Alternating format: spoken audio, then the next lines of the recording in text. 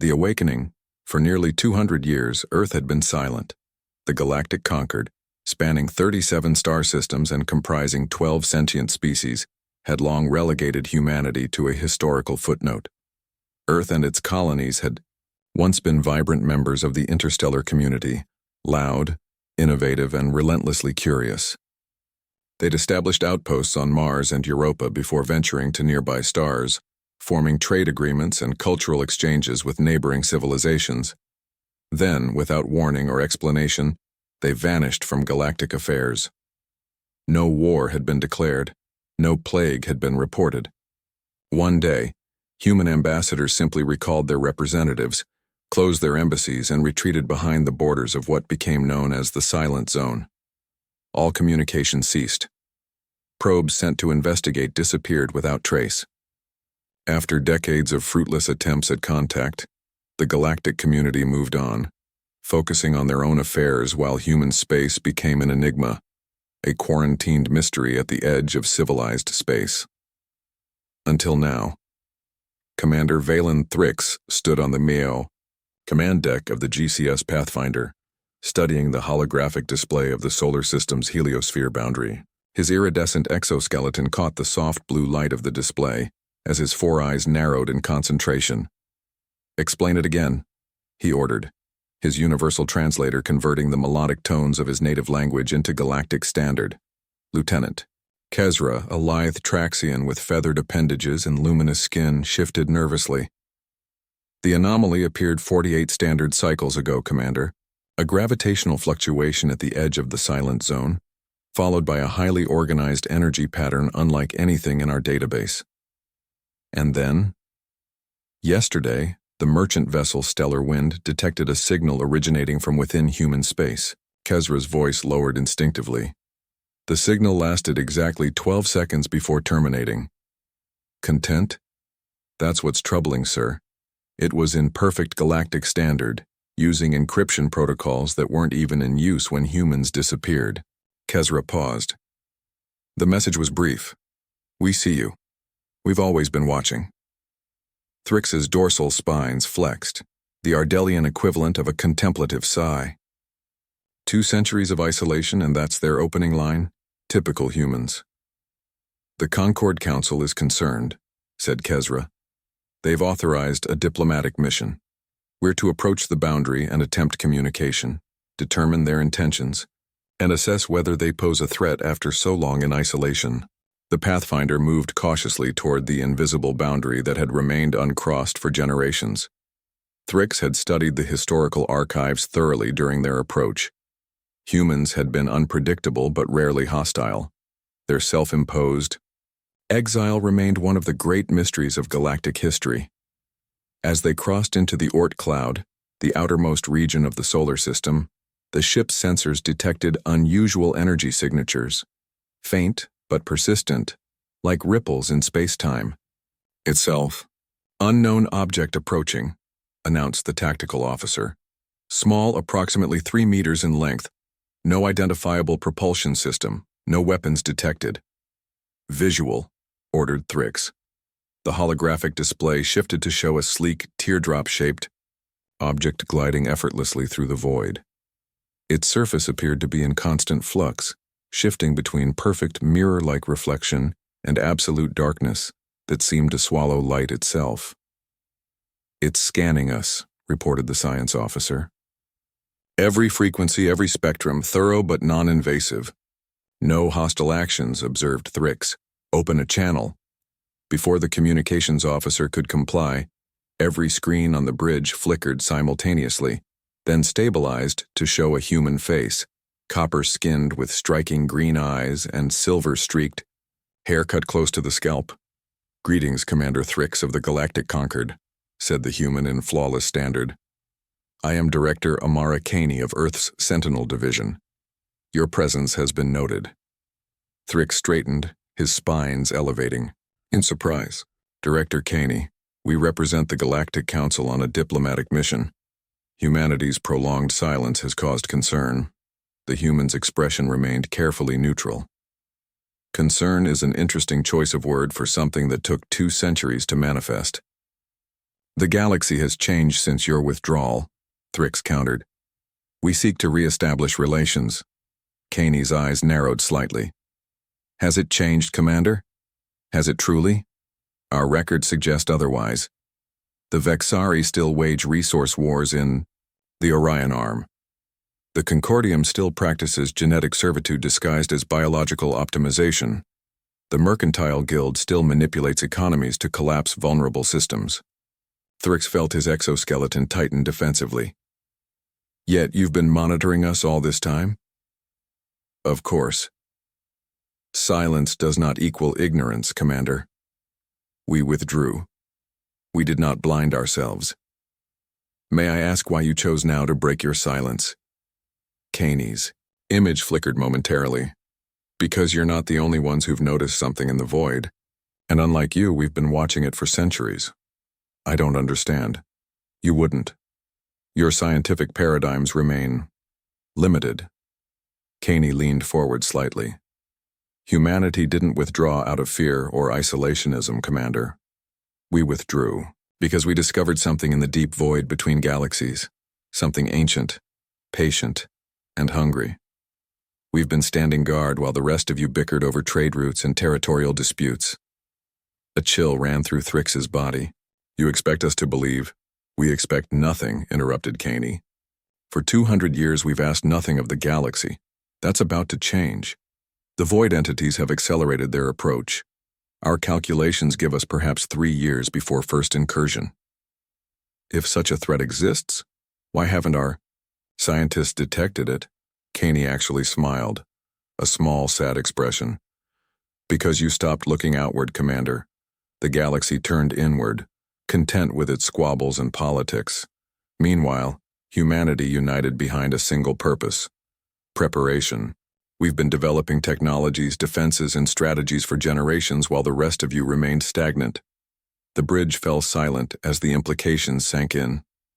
Thrix had expected many scenarios: human aggression, human extinction, human transcendence, but not this. Not a species claiming to have spent centuries as silent sentinels against a cosmic threat. We need proof, Thrix finally said. Agreed. You will be provided coordinates to a neutral location. Bring representatives. From the Galactic Council, we will present our evidence and our proposal. Proposal? For survival, Commander. The galaxy has 3 options. Unite under a common defense, hide behind humanity's shield, or face extinction. Choose wisely. The transmission ended abruptly, leaving the bridge in stunned silence.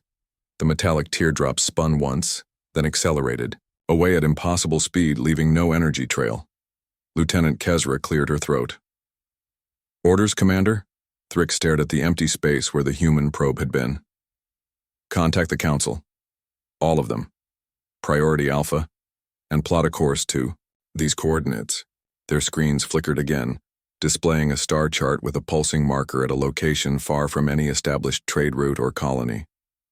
As the information appeared, Thrix noticed something else: subtle changes to their navigation systems, enhancements to their sensors, modifications that shouldn't have been possible through a simple communication.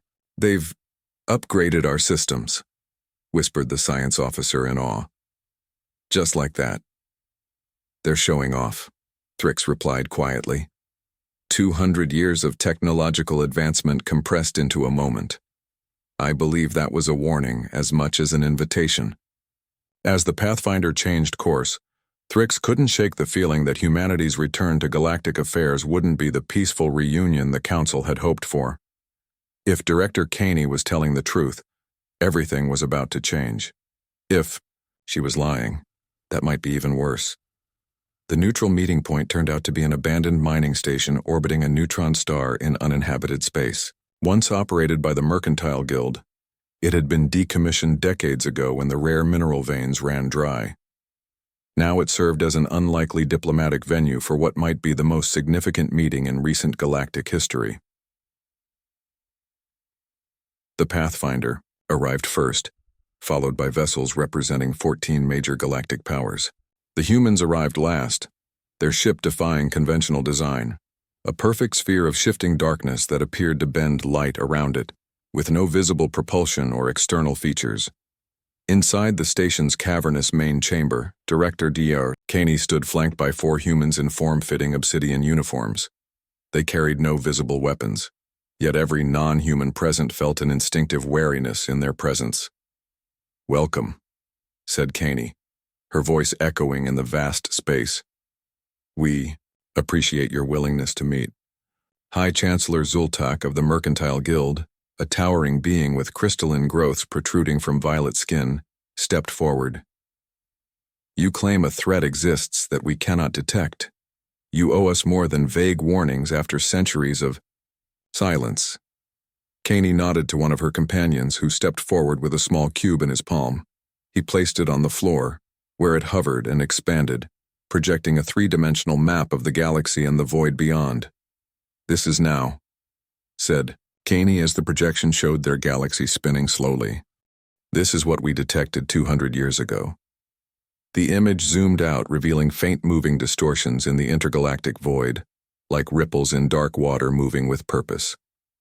"And this," she continued, "is now." The ripples had become waves, vast, patterned movements converging toward the galaxy's outer rim. "We call them void entities," explained Caney. "They exist primarily in dimensions adjacent to our own, which is why conventional sensors cannot detect them. They feed on energy, particularly the kind generated by technological civilizations. If they're undetectable, how did you find them?" demanded a Vexari representative, their crystalline form refracting the hologram's light.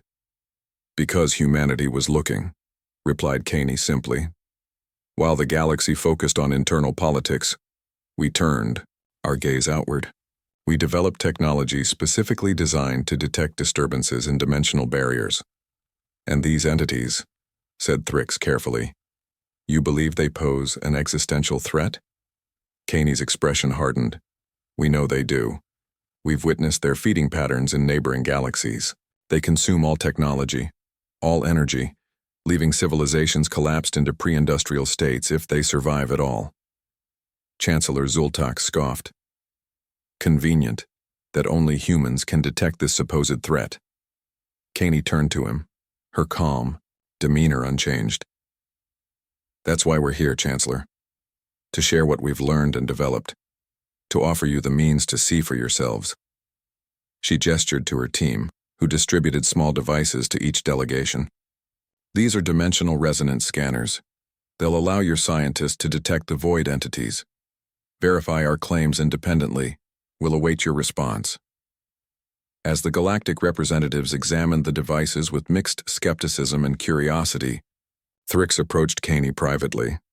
"Even if this threat is real," he said quietly, "why should the galaxy trust humanity after centuries of isolation? For all we know, you've been preparing for conquest, not defense." Caney's green eyes met Thrix's 4 violet ones. "If conquest were our goal, Commander, this conversation wouldn't be happening. We would have simply acted. Humanity united centuries ago, eliminating war, poverty, and disease within our sphere. We've achieved technological advancement beyond anything the galaxy has seen. We could have dominated at any time. Then why return now? Why not continue your vigilance alone?" "Because the void entities have changed their pattern," Caney said, her voice dropping. "They're accelerating, adapting. Our models suggest they've detected something specific in our galaxy, something that's drawn their interest more than any galaxy they've previously consumed."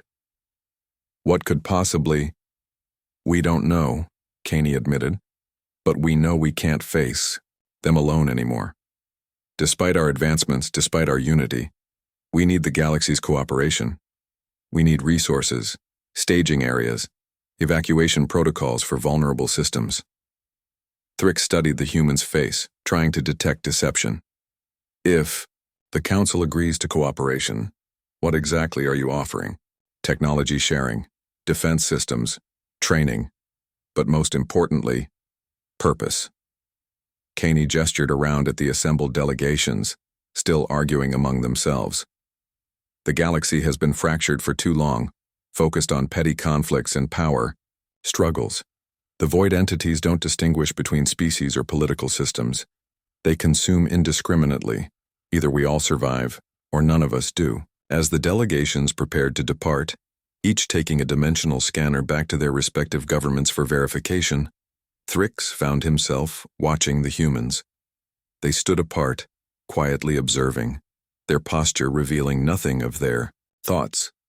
Humanity had changed profoundly during their long silence.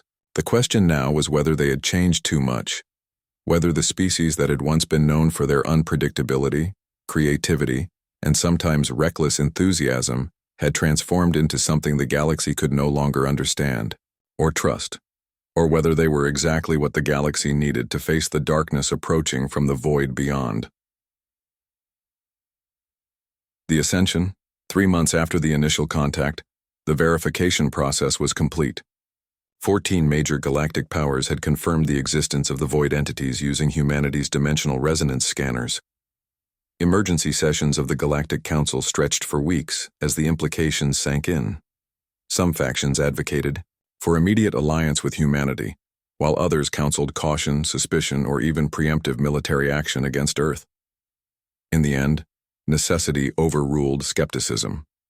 A delegation of the galaxy's finest scientists, diplomats, and military strategists was assembled to visit Earth itself, the first non-humans permitted into the solar system in 2 centuries. The diplomatic vessel Concordia approached Earth's orbit with a mixture of trepidation and awe. On board, Commander Thrix stood beside Chancellor Zultak, Chief Scientist Nima of the Traxian Collective, and 20 other representatives from across the galaxy. Scanners are detecting energy fields, unlike anything in our database, reported Nima, her luminous appendages dancing over holographic displays. The entire planet appears to be wrapped in layers of, I don't even have words for this. Through the viewports, Earth looked deceptively ordinary. Blue oceans, white clouds, green and brown landmasses. But surrounding it was a faint, shifting iridescence that seemed to bend starlight around the planet. That would be their defensive barrier, said Zultak, his crystalline growths pulsing with nervous energy, rumored to be impenetrable. And yet they've invited us through it, Thrix observed, watching as a section of the shimmer parted before them, creating a clear path to the planet below. As they descended into Earth's atmosphere, the true extent of humanity's transformation became apparent. The cities below were not the crowded, chaotic metropolises of historical records. They were living architectures, structures that seemed to grow from the landscape, streets lined with vegetation that glowed softly as darkness fell on the western hemisphere. Flying vehicles moved in perfect, dance-like coordination without visible traffic systems. Their landing zone was a platform extending from a towering structure in what historical maps identified as the former Northern American continent. The platform itself appeared to be composed of the same material as the human vessel they'd encountered, a substance that shifted between solid matter and something else entirely. Director Caney waited for them, flanked by a delegation of humans, representing different Earth regions and off-world colonies. Behind them stood towering figures that at first glance appeared to be armored guards, until Thrix realized with a shock that they were not humans in exoskeletons, but fully autonomous synthetic beings. "Welcome to Earth," said Caney, her expression warm but measured. "For many of you, this is a historic moment, the first time your species has stood on human soil." Chancellor Zultak stepped forward, his crystalline growths catching the sunlight. "We appreciate this invitation, Director, but let's dispense with pleasantries. The Council has verified your claims about these void entities. Now, we need to understand exactly what humanity proposes." Caney nodded. "Of course, please follow me." They were led through corridors that seemed to respond to the occupants' presence, widening or adjusting lighting based on the physiological needs of different species. The walls themselves appeared semi-organic, with information displays materializing and disappearing as needed. For the past 2 centuries, Caney explained as they walked, humanity has focused on 3 major initiatives: detection, defense, and developmental leaps. The first you've already seen with our resonance scanners. The second is evident in our planetary barrier system, which we call the Aegis. She paused as they entered a vast circular chamber. The third is what we're about to show you. The chamber's ceiling displayed what appeared to be a real-time view of the galaxy, but with additional layers of information, flows of energy, dimensional ripples, and data streams that even the most advanced species present struggled to comprehend. In the center of the chamber stood a pillar of swirling light, within which complex mathematical equations and models shifted and evolved. "This is the Nexus," said Caney. "A quantum computational matrix that processes and analyzes data from across the galaxy. It's how we've been monitoring the void entity's movements." "Impossible," whispered Nima, her scientific mind overwhelmed by the implications. The computational power required for such real-time analysis across such distances. "Many things, once considered impossible, have become routine for us," Caney replied without pride or arrogance, simply stating fact. "Necessity drove our evolution." "What exactly are these void entities?" asked Thrix, his eyes fixed on the disturbing patterns moving at the galaxy's edge. "And what do they want?" Caney gestured, and the display shifted to show something that defied easy description. Shapes that seemed to exist between dimensions, constantly shifting and reforming. "They are not life as we understand it," she explained. "They exist in the spaces between reality, feeding on energy, particularly the organized energy of technological civilizations. They don't want anything in terms we would understand. They simply consume like a forest fire consumes oxygen." "And you believe they're coming here?" asked Zultak, his skepticism evident despite the evidence before him. "We know they are," Caney replied. "The question is no longer if, but when, and more importantly, how we respond." She waved her hand, and the display changed again, showing a series of defensive systems, some incorporated into planets, others floating in deep space, all connected by streams of energy that formed a vast network. "This is our proposal, the Bulwark, a galaxy-wide defensive system utilizing dimensional barrier technology. It would require coordination and resources from all major powers, deployed at strategic points throughout the galaxy. The scale is overwhelming," said one of the Vexari delegates. "The cost alone would bankrupt half the systems in the Concord." "The cost of inaction would be extinction," Caney countered. "But we're not asking for your resources alone. Humanity is prepared to share our technological advancements, not just defensive systems, but energy production, medical breakthroughs, transportation innovations. In exchange for cooperation, we offer evolution." The chamber fell silent as the Yaistir implications sank in. What humanity was offering wasn't just protection from an existential threat. It was a fundamental leap forward for every civilization present. "Why would you share such advancements?" asked Thrix, voicing the suspicion many felt. "What do you gain?" Caney's expression softened slightly. 200 years ago, humanity made a choice. We could have warned the galaxy about what we discovered, tried to convince you all of a threat you couldn't see or understand. The resulting panic, denial, and political maneuvering would have wasted precious time. She gestured around them. Instead, we chose to prepare, to advance, to become what the galaxy would need when the time came. That time is now. "You still haven't answered my question," Thrix pressed. "What does humanity gain?" "Survival," Caney said simply. "But not just survival. Redemption." She stepped closer, to the gathered delegates, her voice taking on a new intensity. "Before our withdrawal, humanity was fractured, selfish, short-sighted. We fought among ourselves over resources while stars beckoned. We poisoned our world while dreaming of others. We were not worthy of the galaxy. Our isolation forced us to confront ourselves, to overcome our limitations, to evolve not just technologically but culturally, philosophically, spiritually. We became something more than we were, but in doing so, we lost something essential." "What?" asked Nima softly. "Connection," said Caney. "Community. The beautiful chaos of interspecies exchange. We protected the galaxy from afar, but we missed being part of it. What we gain is a return to the cosmic community. Wiser, yes, more advanced, certainly, but still recognizably human in our desire to belong. The delegates exchanged glances, centuries of diplomatic training, insufficient preparation for such naked honesty. "The council will need time to deliberate," said Zultak finally. "The implications of what you're proposing." A sudden alarm cut through the chamber, causing the human attendants to snap to attention. The Nexus pillar flared brightly, its patterns accelerating.